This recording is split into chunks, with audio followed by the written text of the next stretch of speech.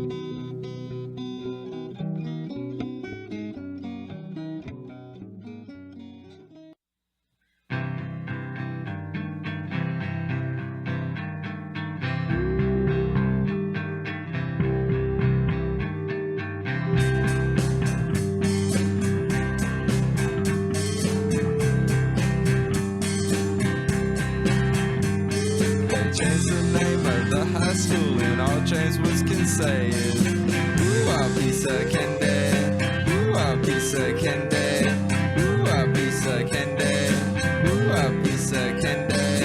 When a ball turned into a vampire, all James was can say was, ooh, a piece of candy, ooh, a piece of candy, ooh, a piece of candy, ooh, a piece of candy.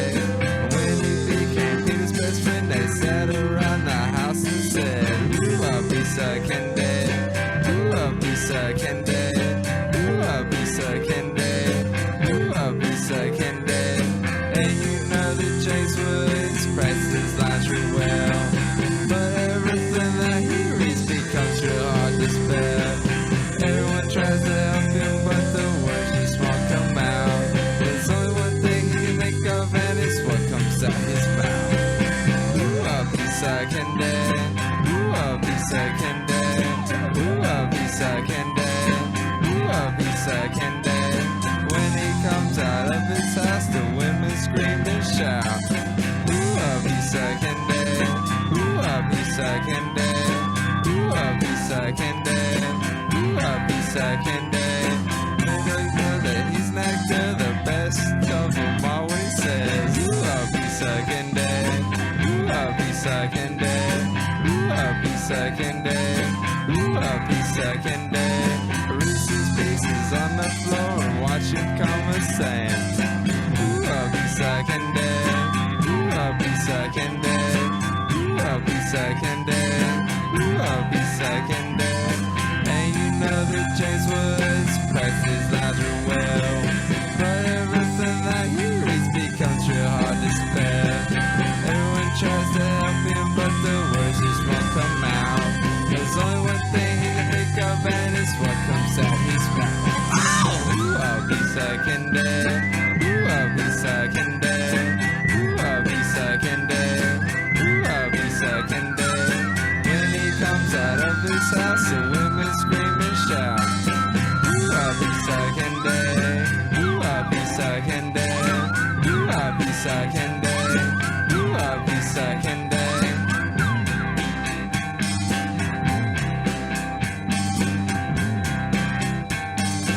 Ooh, a piece of candy.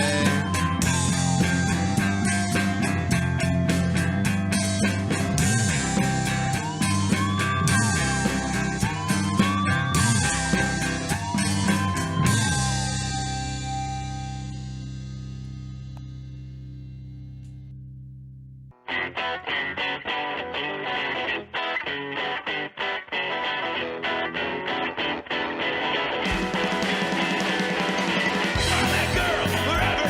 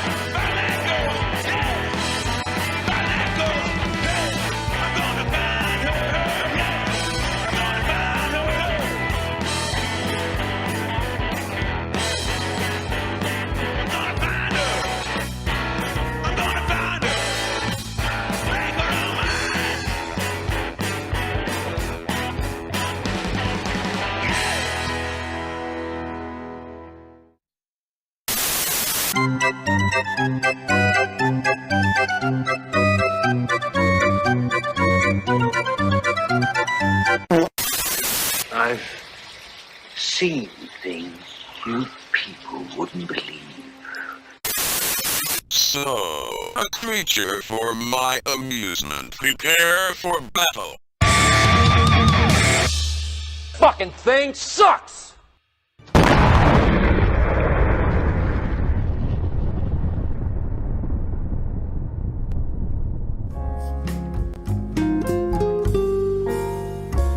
Oh yeah.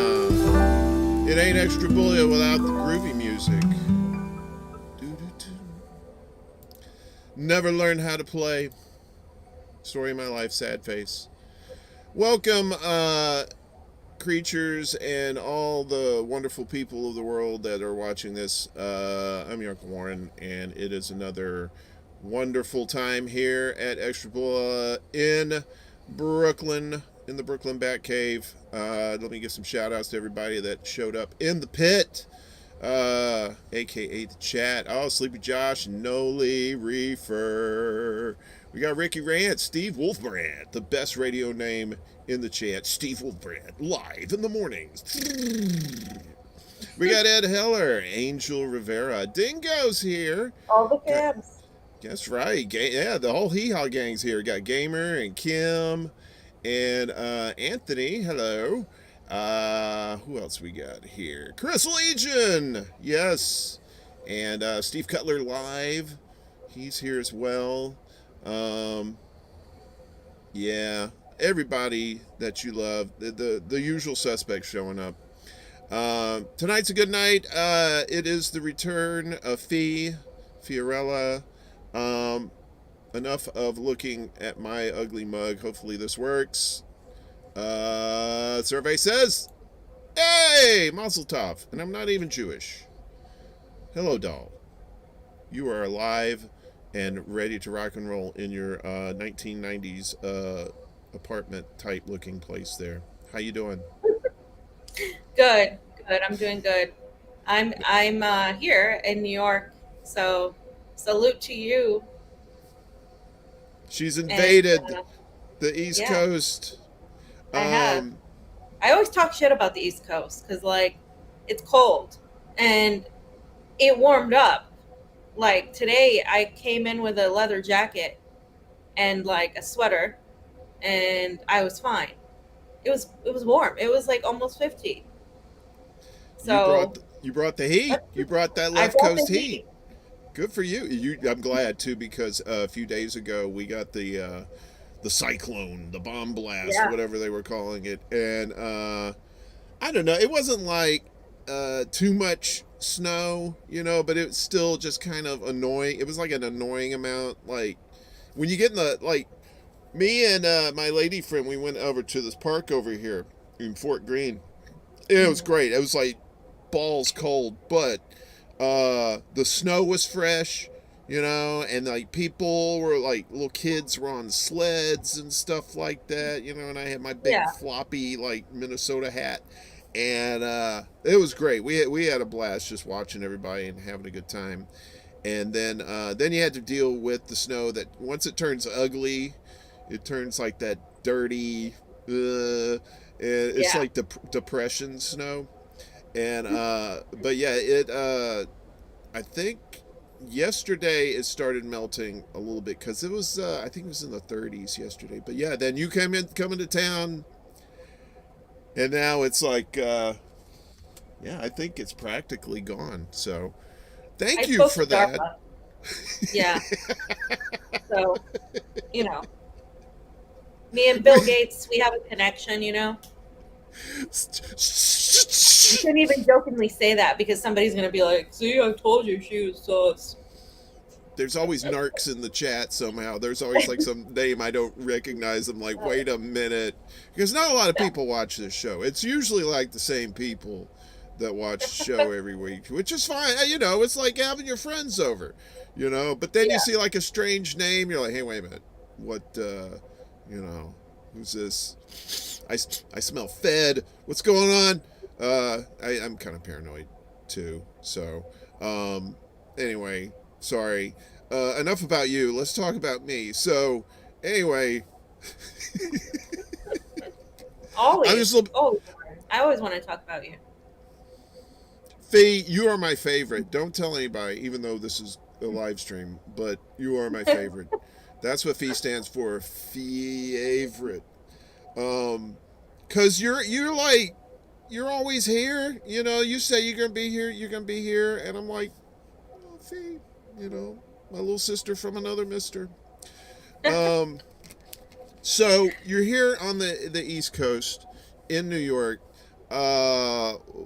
Besides melting our snow, what are your plans here? So I'm gonna be talking to some people who worked with AOC and who are familiar with her in the context of what they think of her now and things that have happened in the district that she's in, that, you know, in that context. I'm also going to be talking to some people that are anti-mandate and have had experiences dealing with New York's ridiculous restrictions. And, you know, that's, I mean, I don't want to get you taken down. So that's all I'm going to say. You witnessed the panel we had, the panels we had yesterday. Was that yesterday? Yeah, that was yesterday. Yesterday, all day. That idea came about. I was like, it was after we attended the Defeat the Mandates March and Max didn't get to speak. I was like, well, his speech would have been one of the best there. Perhaps that one and the RFK speech, because even though this isn't a left-right paradigm, it's important to point out from a leftist perspective why people are against these mandates. And so, you know, you have a lot of the anti-imperialist left falling right for big pharma and falling right in line with the oligarchy and the demands they're making. So his speech, I heard it because he recited it for us in person. But I was like, people need to hear these conversations being had between leftists who really have a problem with the surveillance state and what's happening. And so I told Pasta that I wanted to do like a panel, like a day of panels, like with a lot of lefty people. And the reason being isn't because I think we should, you know, like I'm just a leftist and I want to show everybody I'm a leftist. It's more of like the narrative that this is all a bunch of right-wing Trump supporters only is false. And I saw that when I went to the Defeat the Mandates, which was censored. We got a video taken down as well of where we mentioned he who shall not be mentioned, who I just mentioned earlier. But he's not, you know, you can't mention anything with him. And so even though we had a disclaimer, it was the first time we've had a disclaimer and we've been attacked. And I think it's because of you know, of RFK Jr.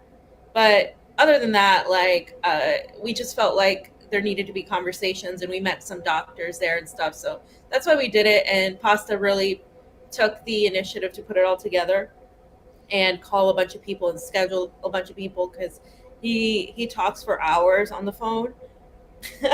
Like I like to talk like on live streams and stuff, and like I will talk like in person, but like I seldom like to have a long phone conversation. Seldom, like it's rare.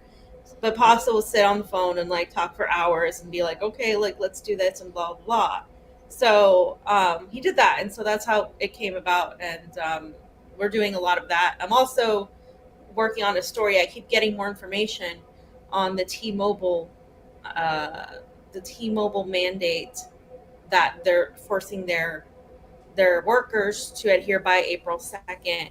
And a lot of people have been reaching out. A lot of people have been sending me documents. And I'm really excited to release that as well. Right on. I mean, it's good that I know Pasta's superpower is schmoozing. So he's yeah, he admits it too. Yeah, I mean, you know, I can schmooze too. I don't really like to, but like if I have to be in a situation where I got to get from A to B, you know, I'll do the schmooze thing. But for the most part, I'm kind of like you. I just like to, you know, I just like to have conversations. I don't like to, you know, hey, how's it going, Bob? How are the kids? Wow, I know, right? That was just crazy out there. That local football team, you know, shit like that. I'm not like a big fan, but I know how to do it. I've been around enough people that know. Yeah. So I was going to say, you have to do it in the entertainment industry, but a lot of the times for me, it came off as really fake. The thing about Pasta is he's genuine when he does it. Like he's a genuine schmoozer. There's a lot of like fake schmoozers. There's a difference. And I think, he handled that well when we were at the Defeat the Mandates March. We got a lot of contacts and a lot of doctors. And we think we're going to continue doing this. People really enjoyed it. It was great having, Kim and Max and Ryan, agreeing on something, but also coming from different perspectives and different environments of independent media, and being able to just verbally assess the situation and explain that to a lot of people. And Pasta had Jimmy on, and Steve Kirsch, and Tim Canova. So that was pretty cool. And then we had, of course, our fans who did an amazing job. Steve from Slow News Day, and like I said, I like Sequoia White more than Steve, but Steve still handled it pretty well, and he didn't misbehave in front of the ladies, who were, by the way, killing it. And Franco with Nico and Alex Rubenstein. Yeah, it was a great time. Yeah, just for those who don't know, this was all on Rockfin yesterday, right? So there's a link below for Convo Couch on Rockfin. I suggest everybody who missed it yesterday, please check out those videos. Those are some awesome panels. I was eating popcorn and watching that shit all day yesterday. It was so good. It was really, really good. And it was just so like, you had mentioned this, I think you'd said this on Monday. Y'all did a Convo Couch on Monday, right? And I think you said, the panels were coming Wednesday, and it was starting at 10 a.m. Eastern, right? Dr. Barrett, Mm-hmm. Yeah, the early bird catches the worm, and then catches the live stream, I guess. But it was fantastic. Steve had his regular show, Slow News Day, at around 11 our time here. And so check that out. Links in the description below. Contact information for Fee as well. I believe your bro is going to be joining us. Maybe he may not be. I think he may have dropped out, but he's a smart guy, so hopefully he'll come back soon. If not, I got y'all to myself. So that's he had internet issues. So did he? Yeah, when he came on initially, it looked good, but then it just looked like it just kind of did that grainy thing, and then he kind of froze up. I think Steve and Lucky were having some problems today too with internet issues too. It may have been maybe it's a Northeast thing. I'm not sure. We don't have the best internet around here. You know what I'm saying?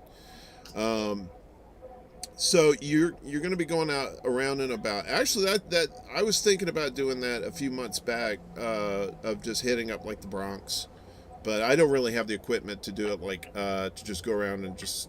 My camera phone is crap, so as soon as I try to record something good, it'll just crap out. Hang on a second. Wait a minute. Sorry. There he is. Johnny, but I'm on the ones and twos this time. That's what we call a role reversal. So hopefully, sorry man, I'm still getting used to this StreamYard stuff, so I hope you hadn't been waiting too long. I was like, wait a minute, where's Johnny? Because I was thinking Johnny could just poke his head right back in, and I think I have to do it or something. I don't know. I'm just glad you're here, brother. Thanks for having me. How are you doing? Good. It's a little chilly in LA, but I'm sure it's colder in New York. Well, Fee, like we were saying earlier, Fee brought the heat. So, she's melted all the snow around here. That's this annoying ass, dirty pea snow that always accumulates. It's brown and yellow snow. It's not good. I'm just glad you're holding down the couch, man. I haven't seen Pasta or Fee on the couch because all of your travels and adventures. If you could, Johnny, just kind of give us a breakdown of where you guys went over the last few months. You were in Central and South America, right? Where'd y'all go? Yeah, that's right. We've been traveling a lot. I'm actually the first one to be back at the house on the couch. Since our travels, we've been to Nicaragua twice and then Honduras. It's been wonderful, it's been a lot of travels. I saw the elections, Nicaragua, and then the elections in Honduras, and then we went back for the inauguration for Nicaragua of Daniel Ortega, Presidente Daniel Ortega, which was really awesome to see and be invited to that.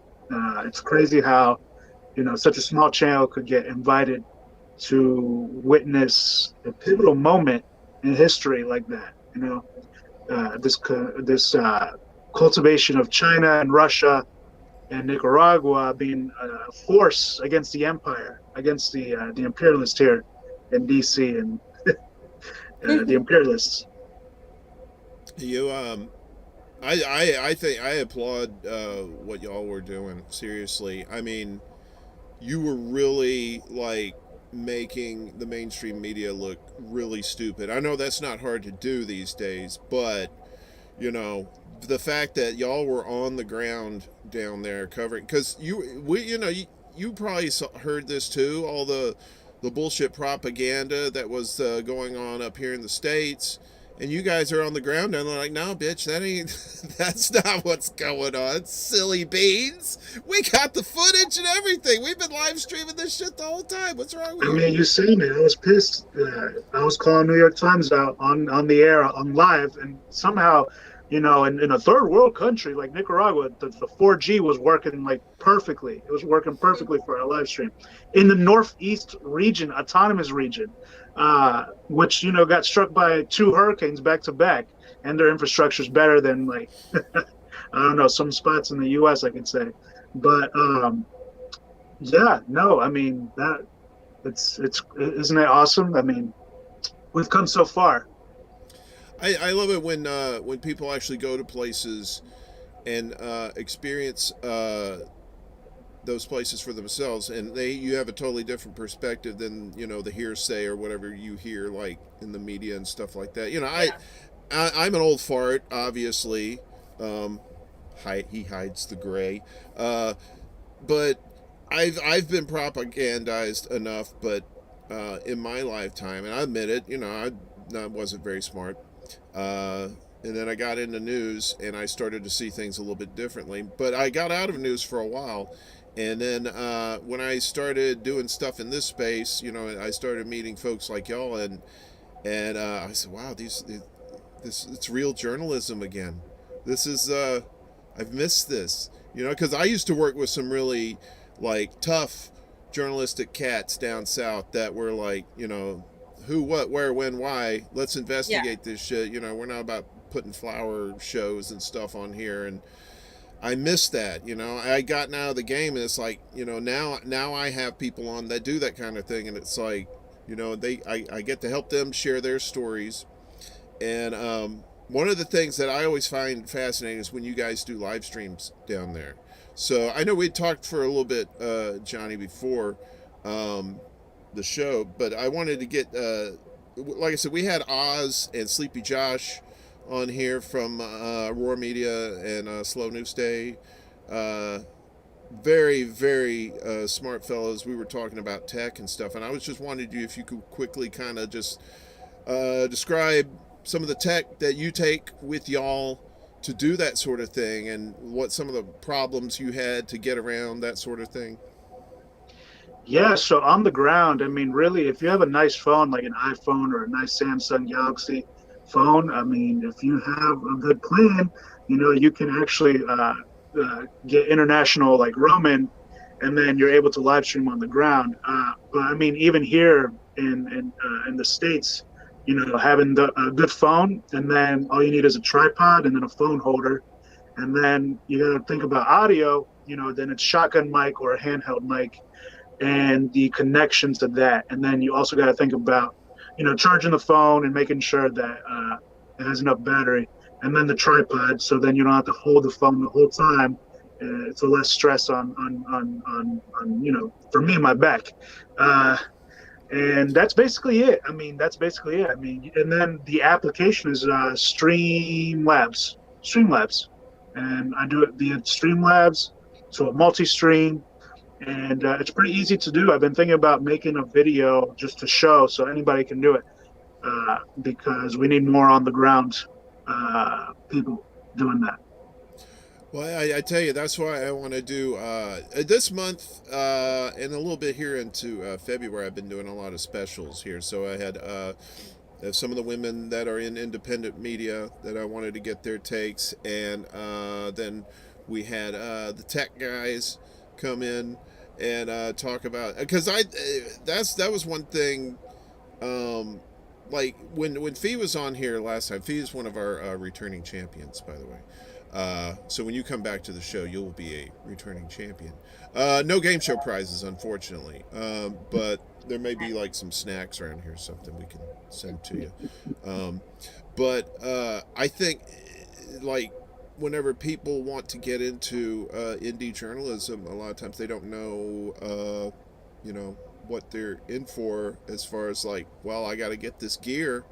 I've talked to Kit Cabela from Hardlens Media, and he said those guys started out on phones, just doing everything on phones. And I think if we could show people like in more inexpensive ways to get gear, the faster we can get them geared up, the faster we can get them out there, because we need more voices.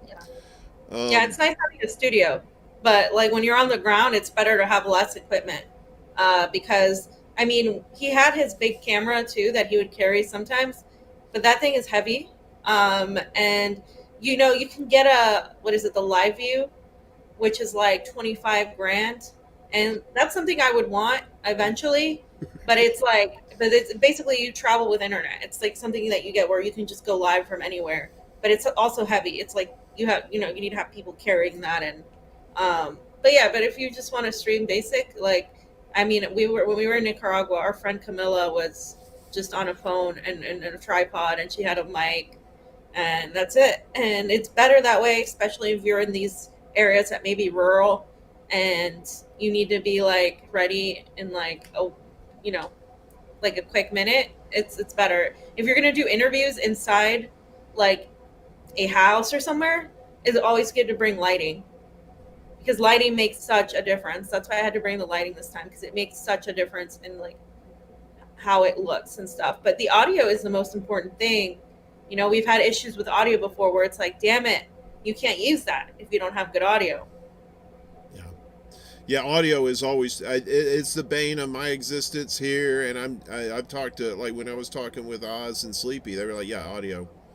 It's like, that'll get you every time. You get everything else perfect, that audio will fuck you like nobody's business. So that's why I'm always like, when I always tell people, I said, when I do this show, I'm always nervous, not because of I'm talking to people, it's because of the equipment, because I'm the Jonny on the ones and twos here, the Sleepy Josh, the Oz, so it's because people don't like to be around me. The reason why Fee is not here with me is because I literally live in a glorified walk-in closet, and there's some manly, untidy things around here that I would never want to expose to Fee, because I respect her too much. So that's why she's in New York live in a glorified walk-in closet. I feel. Nah, the hipsters don't. The hipsters with their, Wow. their fancy jobs, they have like actual nice apartments. On either the building I live in is great, because it's like a mom and pop place, and the landlord is actually like super cool. If you get behind on the rent or something, he works with you. He's not a dick. He's an asshole, but he's not a dick. There's a difference. So, but on either side of us, they renovated these buildings, and the apartments, I believe, like over here, these are like a 1-bedroom or 2-bedroom is like around $3,000 a month, and the ones over here are like they're all one floor, so they're like $5,000 a month. Jeez. Yeah, New York's expensive. I'm getting the fuck out of here. I'm telling you. I saw a video on Instagram. It was like a girl speaking, and she's got like people always ask me why I love going back to New York, and it's just like the atmosphere. And then the video is just like a bunch of rats running around on the streets. I know, right? Well, they're New York rats, so you can't tell them from the cats, because they're like huge. In fact, somebody said like, why don't you get a cat for the rats? And we're like, please. The rats beat up the cats around here. The cats are just like, no, fuck that guy. I'm not, no. And then they go the other way. But that was why I came to New York, man. It was like, it was the same reason I went to LA. It was because I in Mississippi, you have white and black people, maybe a little tiny bit of Vietnamese folks down on the coast, but that's about it. There's not really that much culture. But I got to LA and it was like, whoa, it's like all kinds of culture, the food, the music, the art. It's like, yes. And then I said, my buddy said, come to New York. I was there for like about 5 years. And then he said, come to New York. And I got here. And the neighborhood I was living in is in Bed-Stuy, near Bushwick. That's where Pasta's from. Pasta's family, Pasta's dad. He's from Bed-Stuy?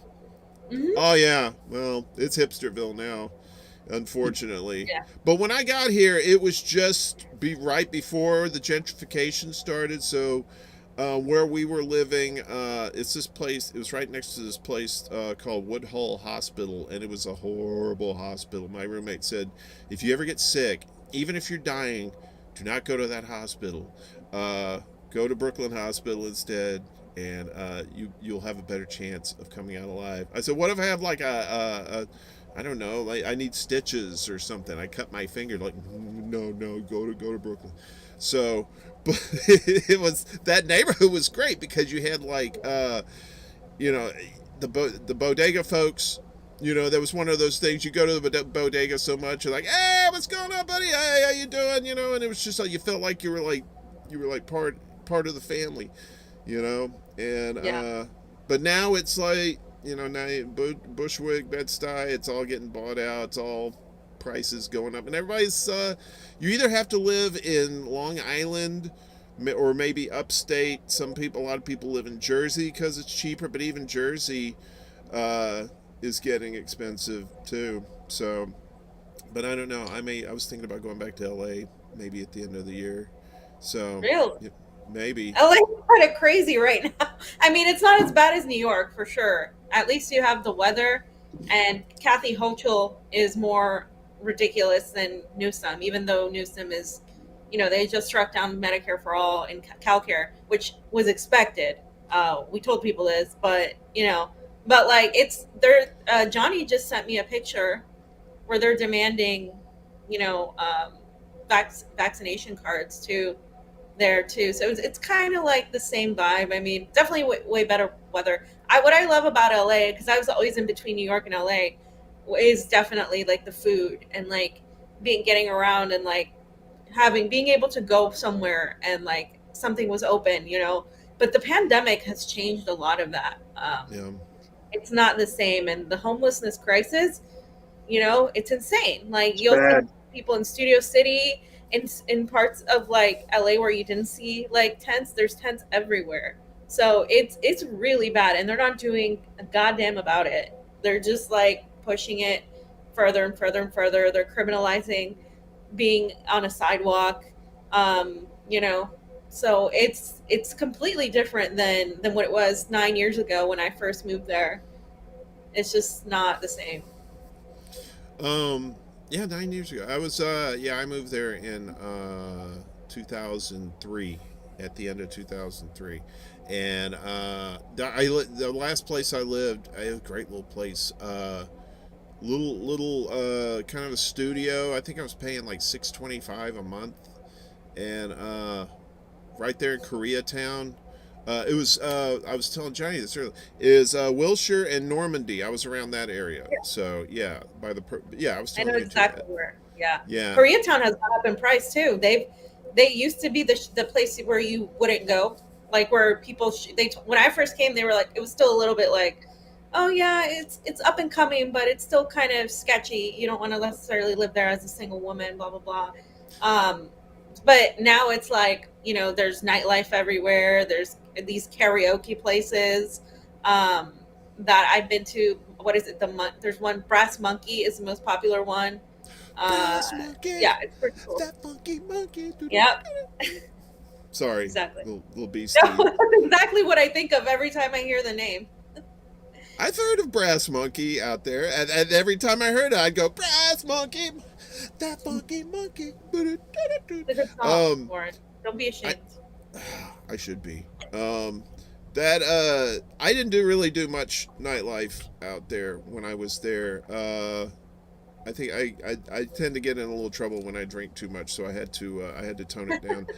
I went to the Dresden, that bar over there. I think was it not Eagle Rock? What is that? Los Feliz. Yeah. Around that area. A funny story. Me and a buddy, we were working at Borders in Glendale at the time at the bookstore, and we had the day off, and we said, "Fuck it, we're gonna do some day drinking." So we had Maker's Mark, and we were drinking Maker's Mark all day. I'm not a liquor guy. If I drink, I usually like to drink beer because I can gauge it. And long story short, a buddy of mine, Ginger, she calls up. She says, "Hey, you want to go to the Dresden?" I'm like, "Woo, going to the Dresden, woo!" And she picks me up. And as soon as I get in the car starts moving. It's like, oh, whoa. So long story short, I get to the Dresden. I end up throwing up in a beer bottle, and I put it under the piano bar. And I said, "Ginger, we got to get the fuck out of here." And so I don't like to drink that much in LA. And it's a little expensive, too. I like the weed out there, though. The weed was really good. Oh. Yeah, especially, Johnny, you could talk about this after being in Florida. Also, being in Nicaragua, where Patron shots, or not Patron, Don Julio shots were like $4. Like drinks are like $4. In Florida too, they're like $6, like $5. I'm just like flabbergasted. Like you go to LA, it's like $15 for a drink. Cocktail. Like, yeah, you go to Manhattan here, you're gonna get that Manhattan markup for sure. Yeah, me and Fee like our cocktails, but yeah, no, LA is like $15 now. Florida's getting up there though. It's like 10, 12 for cocktails, unless you go to the right spots. And then, but yeah, Nicaragua, I mean, it's pretty cheap. I mean, yeah, it's cheap. Yeah, I Nicaragua was amazing. I'm like in love with it. It's just inexpensive, hot, like, yeah. Yeah, was it like humid down there? It's like, or was it like a dry heat? What was it like down there? So, I wouldn't say it's too humid. I'd say Florida's more humid, actually. Florida's more humid. God, yeah. But yeah, it's weird because it's like in that Caribbean section. So yeah, it's not like, I don't know. It was a little dry. Managua was a little bit drier than humid, but it wasn't dry either. It wasn't dry. But so but you weren't like soaked, right? You weren't like soaked or anything from the humidity like you would in Florida, right? No. Okay. But there's mosquitoes. There's a little bit of that, element where there's mosquitoes in the summer and it gets hot. They don't have like AC everywhere like we are used to having in the States, at least in Florida. Because when I first moved to LA, they didn't have AC everywhere either because it never got that hot, except in the valley. And, but like, everywhere else it was like you go to a house in West Hollywood and there's like no AC, and it's like, we just have the window unit. In Pasadena too, the house, it's an older house, there's only the window unit, there's no central AC. That's what I mean by AC, because that's what we live in Florida. You will die if you don't have like central AC, like it's bad.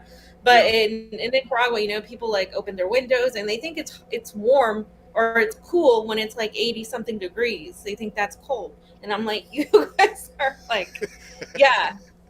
Well, yeah, you get used to that Cali temperatures, I mean, there was one day, I think the last year I was there, that summer, there was, that was like 2008, I think. And it was humid. It was actually like kind of warm and humid for a couple of days. It wasn't like horrible to me, because like I said, I'm from Mississippi, and that right down there on the Gulf Coast and the panhandle of Florida, it's like when you drive into Florida, there's like a wall of water because it's all humidity.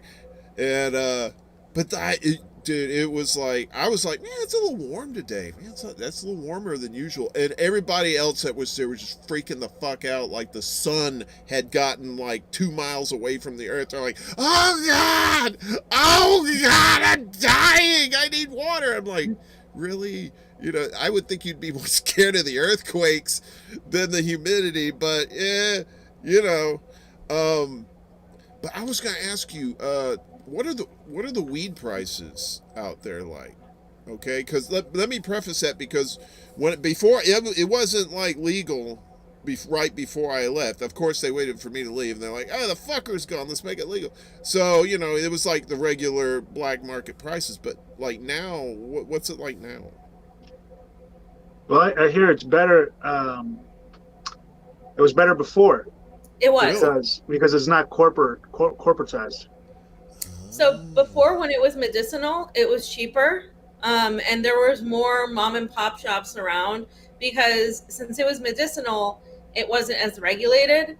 And I remember going in when I first moved. First of all, you could be from another state and get it if you had a medicinal marijuana card, and if you could prove you were living here, like without having an ID. And when I first moved, that's what I did. And they had these like dab bars where you would go and like do the dabs, and like they had like bars set up with dab machines, and like they would give you a free dab for your first patient thing. And like they still do that. Free joints. Nice. And like, but they had like bars of that open till like 3 a.m. Oh yeah. There's nothing like that anymore. They shut that shit down very quickly. Really? It was just really cool, and it was a lot cheaper. You could probably get like an eighth. God, like I'm showing how much of us. I haven't smoked in like forever now, but I used to smoke a lot more, and you could get like an eighth for like a good deal, like for 25, like in some parts, like a decent like strain, or less. If you bought more, it was just so much cheaper. And so usually what my friends and I did, we would just like divide it. Like we had somebody, buy it, and then we just divide it. Now it's like, unless you know someone, it's pretty pricey. And also I don't smoke as much, so I don't know. Yeah. No, well, you're a responsible adult. The best to answer this question. Also would know. Yeah, but well, he was supposed to. Are watching, so. He was supposed to be here tonight. I think he said something about a cousin's birthday that his mom said you better go. Italians, you know how they are. Hey, my cousin Vinny over here. Hey, forget about it. You gotta listen to mom. I mean, because mom will whoop your ass if you don't do what she says. Look, I'm 6'4", right, and my mom was like 5 foot, and I was scared to death of that woman. I ain't gonna lie. What that woman said, because she had like a shit list, right? That woman had some spice. She was like old world. She didn't like somebody. She'd give you like that stank eye, and then she'd do the spit and the fingers. Woo! Love that shit. And she had a list of people she didn't like too. Yeah, so I didn't fuck with that lady. So when Pasta said, "Yeah, I gotta go to this party," I was like, "Hey, enjoy yourself. We'll get you on next time." So, and I'll ask him about the herbage out there, since you two are the responsible ones, and he's. I'm gonna talk shit about him while he's not here. No, I love Pasta. Pasta's like, "I'm gonna come on your show, Uncle Warren. Someday I'm gonna be on there. I'm gonna get on your show, Uncle Warren." I'm like, "All right, sure, man." It's all good. That was an interesting Pasta impression. I've been around these New Yorkers enough. It was like, it was weird. Like when I worked at Borders, a friend of mine from Mexico, he made me an honorary Mexican, even though I can only speak a little Spanish, and I definitely do not tan. So I don't know where he got that from, but I could put down some Jose Cuervo. So maybe that had something to do with it. I don't know. Jose Cuervo, that's your white man showing. We don't drink that. Well, I'm not Mexican, but Latinos don't drink that. Well, we were on Julio's or we worked at Borders. We worked at Borders, so we were broke, so we kind of got what was cheap. So it was like our gateway to becoming an honorary Mexican. So I had to pass that threshold. So I like a white Russian though. If I was gonna have an adult beverage, like at a party or something, if I'm schmoozing, have like a little white Russian there, like, "Oh yeah, hi, how are the kids? Yeah, here you go in the Reno this weekend, nice." Do I sound okay? Johnny, you sound awesome. Johnny, okay. You sound like angels singing in front of a green screen. Deep State totally just fucked with me. You guys were sounding robotic for a second. Oh, really? Deep State toilet? That Yes. sounds like Roto-Rooter or something, you know. No, the deep state fucked with me. Oh, you. Well, I mean, you're important people. I'm amazed that they're letting this stream go through as it is. You know, so, you know, I consider this a bonus. Um, we don't have much time left for you guys. It's only about 10 minutes, but I did want to say, like Fee, we were talking. You're here. You're basically just going to be all up in AOC's turf and like kind of talk to people. Is that right? Yeah, I have some interviews for Saturday with a bunch of people that worked with her. And then, you know, regarding her district and what she's done and like how they see her now, which from what I can tell, it's not favorable to her. I don't know who still. I mean, I guess I do know. Like, there's some shit libs that still, you know, defend every move she makes. But I mean, she's been pushing war propaganda with Russia as of late. You know, you have a lot of people upset with Ilhan Omar as well in Minnesota. That's something I would want to explore more. Also, because a lot of the people that elected her, Somalians, are really mad at her for pushing regime change in Somalia, which she has been doing. But as far as New York, AOC, and also the anti-mandate people, and also people affected by the Governor Hochul, who I read up recently. She, even though everybody else is loosening their restrictions, she refuses to loosen the restrictions here. And yeah, so there's a lot of people that have been affected by that. So I have some of that tomorrow during the day. I'm gonna go talk to some people. Um, and you know, the fams know, they're looking out. They're like, oh, talk to this person, talk to that person. And yeah, you know, you were talking about journalism, like, and how it used to be. This is how it used to be, where you would find human interest stories, people, things that people are experiencing and want to get out there, and you go and research them. You do that, and like, there's, you know, there's a lot of that's been missing. People have just, and you've heard me rant about it, just like journalism is all just a bunch of talking heads now. And even in independent media, a lot of the media that gets promoted is like just people making fun of somebody else. And like, it's just like, well, you know, that's entertainment, but that's not like, you know, journalism. That's not really doing anything to change things.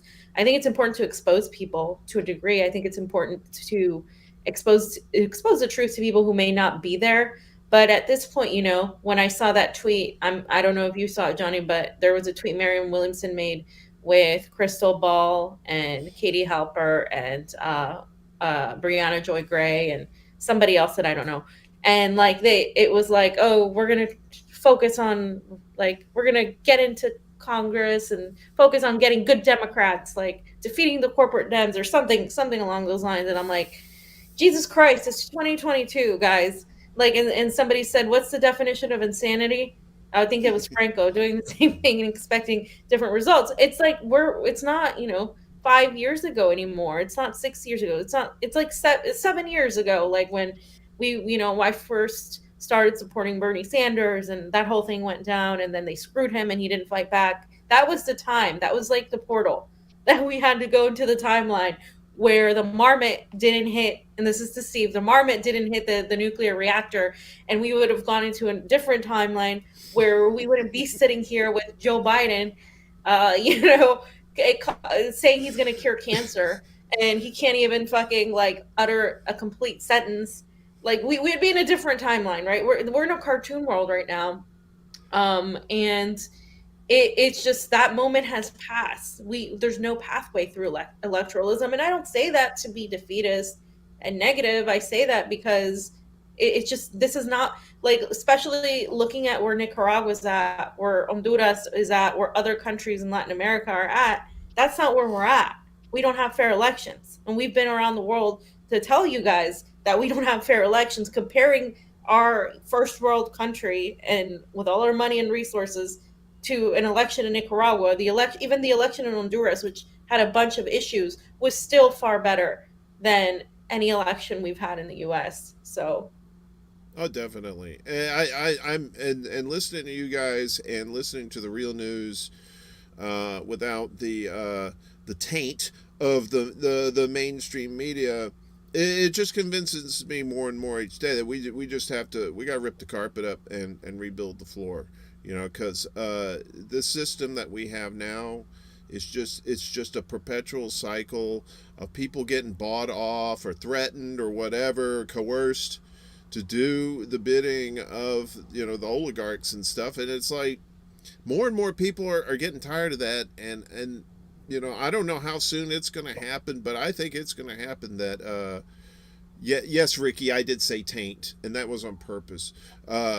We got to get more people involved in this to get the changes made, and to this new system, and so we can get into it and start doing different things, so we can start actually helping people.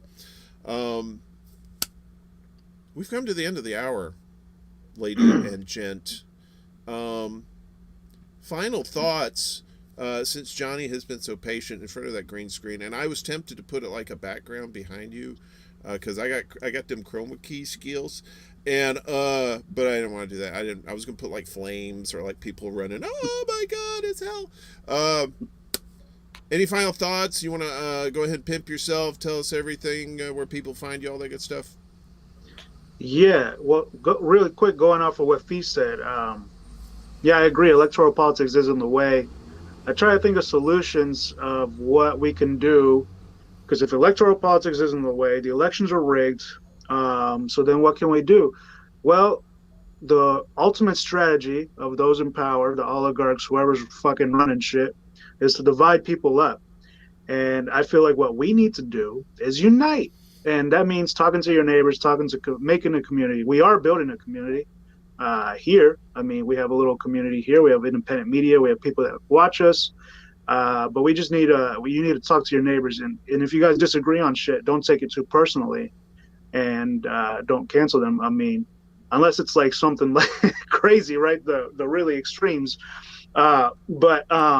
Yeah, I mean, I think the ultimate strategy is to talk to people and, get to know people more, and start building communities, and create more friendships and stuff like that.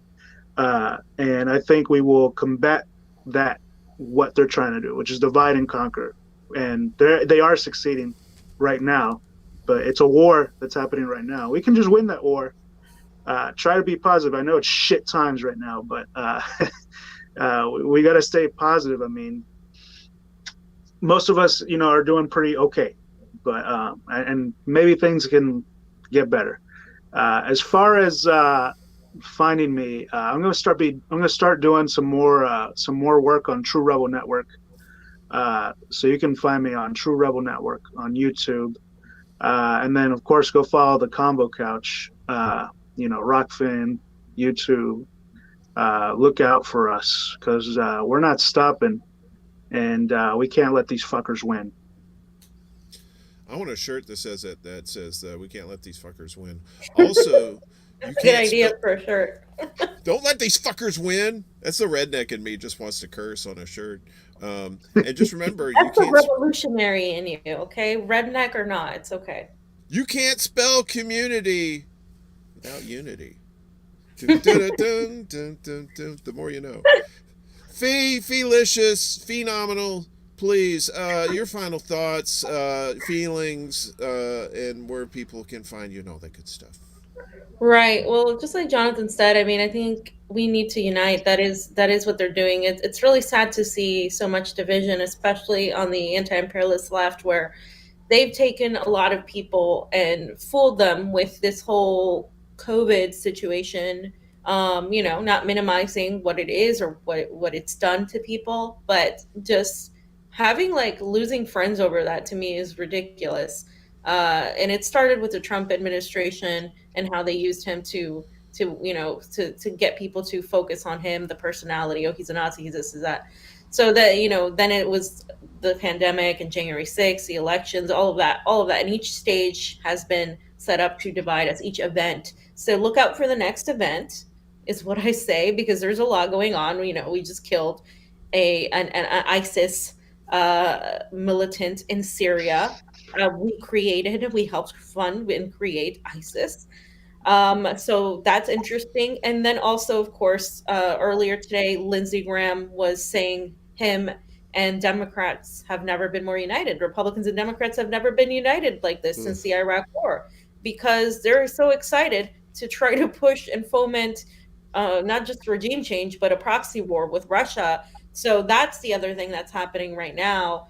And I think those are also distractions. But just remember, those people are friends. He applauded Nancy Pelosi. They're friends. There's no two-party system here, really. Okay, they're just getting us to like pick teams so we fight and have a little brawl over a football game. But that's it. There's no real change coming through what like the actual systemic change that we need, and it's not going to come from them. It's going to come from us. And when we impose our imperialism in other countries, they have no choice but to fight back because they're living it. So either our conditions are going to change to where we can't take it anymore, or we're going to start organizing so we can have something that's not chaotic. Because if it's either going to be chaotic or it's going to be an organized counter movement, and we really want it to be more of an organized counter movement, because if it's chaotic, sometimes oftentimes that just works against us. So just keep thinking about that. What's the next thing happening? And you can find me on Fiorella_IM on Twitter. Obviously, the Convo Couch. YouTube suspended us. We should be back, I think, tomorrow.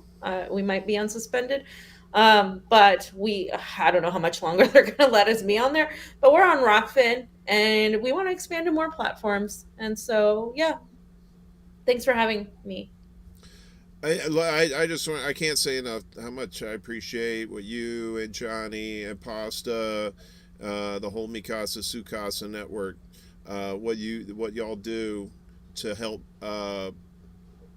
inform the people, despite the slings and arrows, and all this heat that you guys take from the shit libs on on social media and even in the mainstream media. I just applaud your efforts. I think your fighters, your strength is just, I don't know, it empowers others, when they see the good works that you guys are doing. And you inspire other people. You're one of the inspirations for this show. I'm not saying that the bad part of this show is your fault. That's my fault. The good part is your fault. So we'll just leave it at that. Let me just shout out some folks. We had some stragglers come in late. They got the Debate Me channel here. What's up, brother? Ricky Rants, beautiful Misha. I hope I said your name right. I'm a white guy. I can't say cool names that well. Ricky Rants. Ricky Rants. He is awesome. He was on last week. We had a blast. He's one of my New Yorkers up here. I gotta see you, Ricky, before I leave. You know that. Yes. I'm gonna call you out if I don't see you. Ricky has kind of the same setup Johnny's got right there. Only instead of a green screen, it's just like a pale wall of just disappointment and just tears. He's all right. He does his best. Yona is here. Kennedy's mommy. Okay, don't be offended. I don't know who Kennedy's mommy is, but I hope you're cool. Well, if you're at this show, you're cool. With Oz. We were talking about Oz earlier. Speak of the devil and he shall appear. Sam. Poof. Love me some Oz. Oz is good for people. Yona's here. I think I got everybody here. Lucky showed up. She's here. Lucky, I said Steve too. Say hi to Leo. The little poppers, the little drumming poppers. Oh, don't. I can't get enough of that. I tell you though, what keeps me sane, and I'll let you go, is the secret to not losing your shit. Watch a little puppy or kitten video, and just like when they're doing the zoomies and shit. Oh man, you're just like, then you just don't feel like killing a bitch if you don't have bail money. So yeah, it's true. It's very always have. If you don't have enough bail money, you better have a button on that lip. Just saying, because I know from experience. Anyway, I want to thank y'all for coming. We'll get hopefully next time we get you both on, we'll get Pasta on here, and we'll have a trifecta of fun.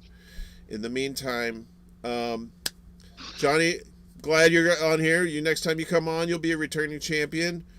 Fiorella, you're already a champion, but now you're a returning champion, and that's how we roll. Everybody in the chat, appreciate y'all. Anybody who's watching this later, love you. All the best. I don't know how to close these things out. Thanks for having us on, Uncle Warren. Peace out, everybody. Yeah, Bulla out. You say Convo out, you say Bulla out. I got nothing.